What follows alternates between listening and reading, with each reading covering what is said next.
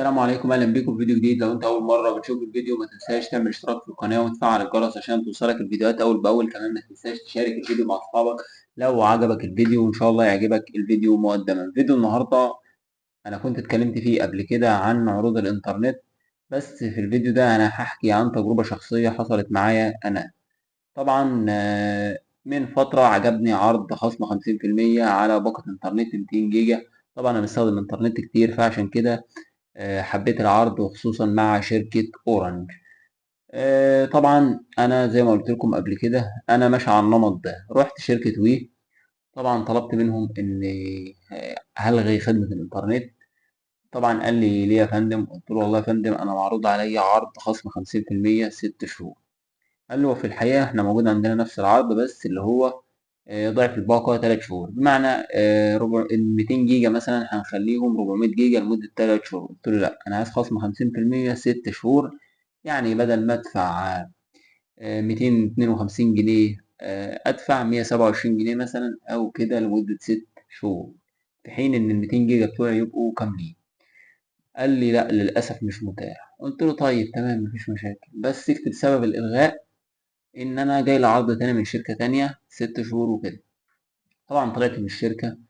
بعدها بصراحة ب10 دقايق لقيت شركة وي بتكلمني. يعني دي حاجة بشكر شركة وي عليها يعني. أستاذ يوسف، قلت لهم أيوه مع حضرتك. قال لي حابب أعرف بس إن حضرتك لغيت الإنترنت مع شركة وي ليه؟ قلت له والله يا فندم أنا جاي لعرض من شركة تانية، العرض ده خصم 50% لمدة 6 شهور على باقة إنترنت 200 مع شركة أورنج. تمام. قال لي طب يا فندم احنا عندنا نفس العرض، انا ممكن اوفره لحضرتك. قلت له والله تمام ماشي عادي، يعني انا يعني اتمنى ان يكون العرض مع شركه وي، خصوصا ان وي هي الشركه الام للانترنت في مصر. يعني النت بتاعها اكيد احسن شركه في مصر كلها، وكلنا عارفين المعلومه ديت يعني. قال لي طب تمام. قلت له ماشي، يعني ماشي اتكل على الله واعمل عرض. المهم بعدها قال لي طب استاذنك يا استاذ يوسف، وانت محتاج تفعل النت من امتى؟ قلت له مثلا من بكره، اقول من بكره. قال لي طب تمام انا هخليك تفعله من بكره، بس قبل ما تروح الشركه رن علينا على خدمه العملاء بتاعه وي. قول لهم ان انت عايز تتحول لقسم العروض مثلا. هو في الغالب يعني ليه اسم كده بس انا مش فاكره يعني، عشان ايه يفعلوا لك العرض قبل ما تروح الفرع. طبعا انا يعني مني قديم في الحوارات دي، فقلت له طيب تمام مفيش مشاكل. رحت الشركه. طبعا الموظف او الموظفه اللي موجود هناك قلت له والله انا جاي لعرض وعايزك تفعله لي وكده. قال لي طب يا استاذ يوسف انا مش نازل ليك اي خصم عندي على السيستم. قلت له طب تمام.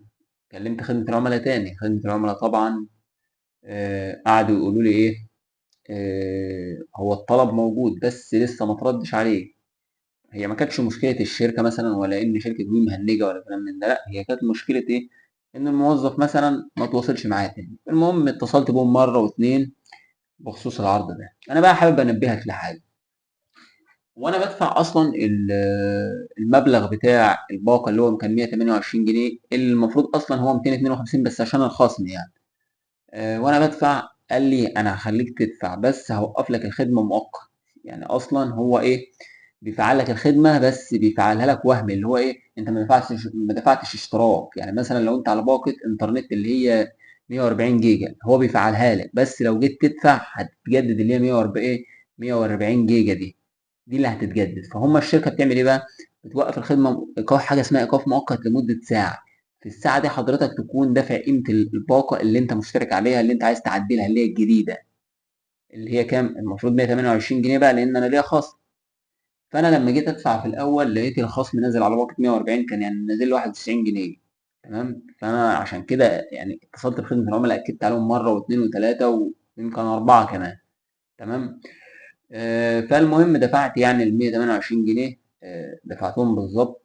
دفعتهم في مكنة فوري يعني. عملت تعديل باقة اللي هو باقة انترنت 200 بقى، ودفعت ال 128 جنيه بدل ما ادفع 252 جنيه. طبعا كلمت خدمة العملاء. خدمة العملاء قال لي يا استاذنا ثواني معايا. قلت له ماشي معاك. فالمهم فعل لي على الباقة اللي هي ايه 200 جيجا. فتحت التطبيق طبعا اتأكدت ان الباقة سوبر 2 اللي هي 200 جيجا. طبعا لو حد تاني مثلا ممكن يكون ملوش خبرة أو خلفية بالموضوع، كان ممكن يعني اتلط في الحوار يعني وضاع عليه، أو اتجددت معاه يعني اتجدد معاه العرض اللي هو خصم 50% بس على الباقة اللي هي الصغيرة اللي هو موجود عليها.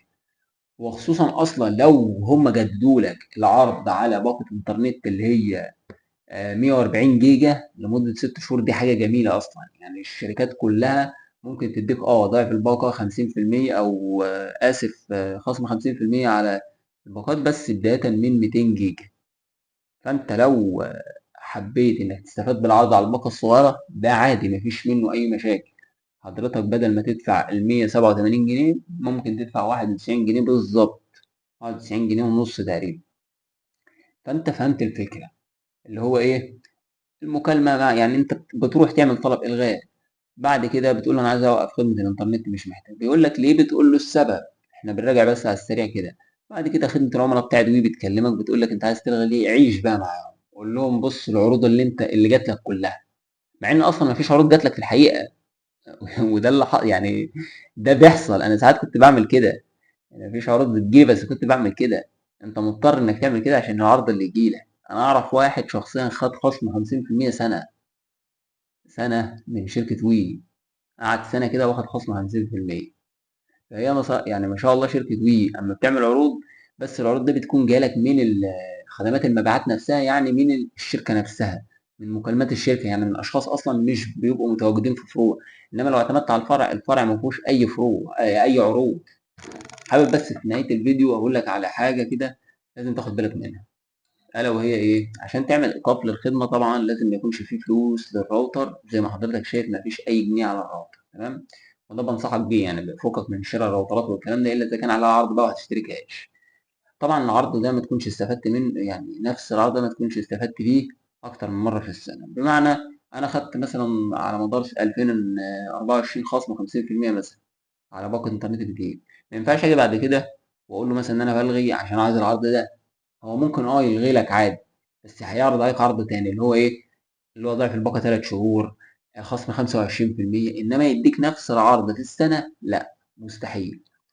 وبرضه عشان تكون عارف تلغي معاهم او مسموح لك انك تلغي معاهم لازم تكون عديت السنة.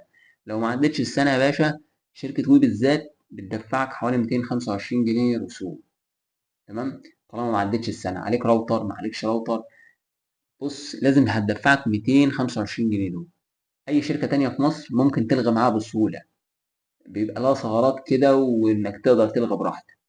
يعني شركة اورنج اصلا ما بتركزش في الحوارات دي كلها، حتى عديت السنة ما عدتش المهم ما يكونش عليك اي فلوس وخلاص. انما وي بالذات عشان تلغي معاهم لازم تكون معدي السنة. طبعا ده كان فيديو بسيط كده حبيت ان انا اشاركه معاك، اتمنى يكون عجبك الفيديو، وحابب اوصيك بالاشتراك في القناة وتفعيل الجرس عشان توصلك الفيديوهات اول باول، وشكرا ليك على المشاهدة.